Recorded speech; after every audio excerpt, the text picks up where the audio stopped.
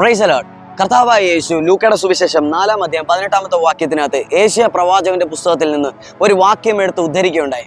കർത്താവിന്റെ ആത്മാവ് എൻ്റെ മേലുണ്ട്, ദരിദ്രരോട് സുവിശേഷം അറിയിക്കുവാൻ അവിടെ നിന്നെ അഭിഷേകം ചെയ്തിരിക്കുന്നു.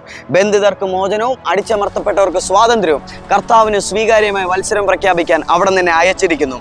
ഈ വാക്യങ്ങൾ യേശു പറഞ്ഞത് തന്നെ അദ്ദേഹത്തിന്റെ ജീവിതത്തിനകത്ത് ഉടനീളം സംഭവിക്കണ്ടായി. ദൈവപുത്രൻ നമുക്ക് മാതൃകയായിട്ട് വന്നൊരു വ്യക്തിയാണെന്ന് ഞാൻ വിശ്വസിക്കുന്നു.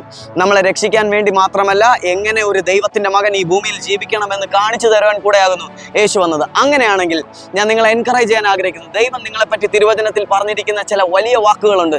നിങ്ങളൊരു അത്ഭുതമാകുന്നു, നിങ്ങളൊരു അടയാളമാകുന്നു, നിങ്ങളൊരു അത്ഭുത സൃഷ്ടിയാകുന്നു. ദൈവം നിങ്ങളെ വണ്ടർഫുള്ളി മേഡ് ചെയ്തിരിക്കുന്നു. നിങ്ങളിലൂടെ അസാധാരണമായ ഉണർവുകൾ സംഭവിക്കാൻ പോകുന്നു. നിങ്ങൾക്ക് അസാധ്യമായ ഒന്നുമില്ല. ദൈവത്തിന്റെ വലിയ ചലനം നിങ്ങളുടെ കൂടെ ഉണ്ട്. ദൈവത്തിന്റെ ആത്മാവ് നിങ്ങളുടെ അകത്തുണ്ട്. ദൈവത്തിന്റെ പരിശുദ്ധാത്മാവ് നിങ്ങളുടെ കൂടെ നിരന്തരം നടന്നുകൊണ്ടിരിക്കുന്നു. ഇങ്ങനെ ചില വാക്കുകൾ നിങ്ങളോട് തന്നെ പറയാനായിട്ട് നിങ്ങൾക്കിടയാകട്ടെ. ചില ദിവസങ്ങൾ തുടങ്ങുന്നത് തന്നെ നിങ്ങൾ അനുഗ്രഹം പറഞ്ഞിട്ട് തന്നെ ആകട്ടെ. നിങ്ങളൊരു അനുഗ്രഹമാകുന്നു. യേശയ്യാ പ്രവചനം 8:18 ഇങ്ങനെ പറഞ്ഞിരിക്കുന്നു: ഞാനും കർത്താവ് എനിക്ക് നൽകിയിരിക്കുന്ന സന്താനങ്ങളും സിയോൻ പർവ്വതത്തിൽ വസിക്കുന്ന സൈന്യങ്ങളുടെ ദൈവമായ കർത്താവിൽ നിന്നുള്ള അത്ഭുതങ്ങളും അടയാളങ്ങളാകുന്നു. നിങ്ങളൊരു അത്ഭുതവും അടയാളമാകുന്നു. നീ ഒരു സൈൻ ആൻഡ് വണ്ടർ ആകുന്നു. അങ്ങനെയാണെങ്കിൽ ഞാൻ പറയട്ടെ, ഇത് നാട്ടുകാർ പറഞ്ഞല്ല, നീ കൂടുതൽ അറിയേണ്ടത് നീ തന്നെ നിന്നോട് സംസാരിക്കുക, നീ തന്നെ നിന്നോട് പ്രസംഗിക്കുക, നീ തന്നെ നിന്നോട് മിനിസ്റ്റർ ചെയ്യുക. നിനക്ക് അസാധ്യമായ ഒന്നുമില്ല. തിരുവചനം പറയുന്നു, വിശ്വസിക്കുന്നവനെല്ലാം സാധ്യമാകുന്നു.